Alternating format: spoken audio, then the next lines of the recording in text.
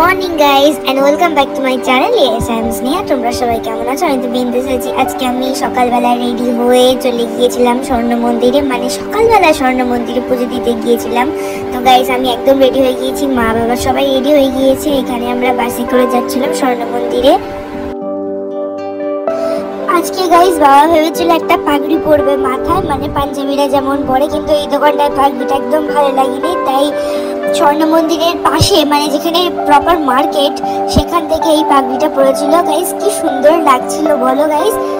আর এই পাগড়ি পরার নিয়ম হচ্ছে, পাগড়ি পরলে তোমরা কোনো বিড়ি সিগারেট কিচ্ছু খেতে পারবে না। ড্রিঙ্ক হয়তো করতে পারবে, কিন্তু কোনো বিড়ি সিগারেট খেতে পারবে না। আর এখানে গাইজ আমরা সকালবেলা খাবার দিচ্ছিল, এখানে সব খাবার গাইজ ফ্রিতে দেয়।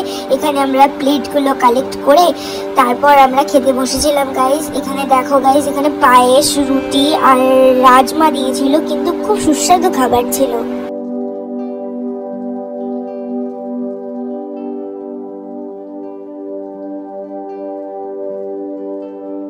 মন্দির ঘোরার পর যেখানে জুতো রেখেছিলাম, জুতো পরে তারপর আমরা চলে গিয়েছিলাম আরেকটা জায়গায়।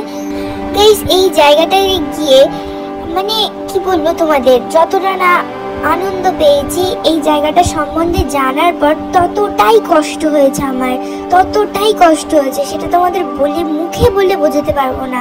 হ্যাঁ, এটাই সেই জালিয়ানওয়ালা বাগ, যেখানে 1919 খ্রিস্টাব্দে 13ই এপ্রিল কয়েক কোটি কোটি মানুষকে মারা হয়েছিল। আর এত কিছুর জন্য মূল দোষী ছিলেন জেনারেল ডায়ার।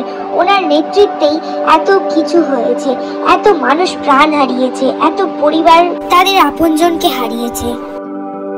আর এখানে যে এই কুয়োটা দেখছো না, এই কুয়োটাতে 120 জন মানুষ ঝাঁপ দিয়েছিল। এই কুয়োটাকে এখনো খুনি কুয়ো বলে পরিচিত। স্বাধীনতা পাওয়া অতটা সহজ ছিল না, যতটা আমরা এখন অতটা সহজ মনে করি। গাইজ আজকের ভ্লগটা ভালো লেগে থাকলে লাইক, কমেন্ট, শেয়ার এন্ড চ্যানেলটা সাবস্ক্রাইব করো। দেখা হচ্ছে নেক্সট ভিডিওতে। বাই।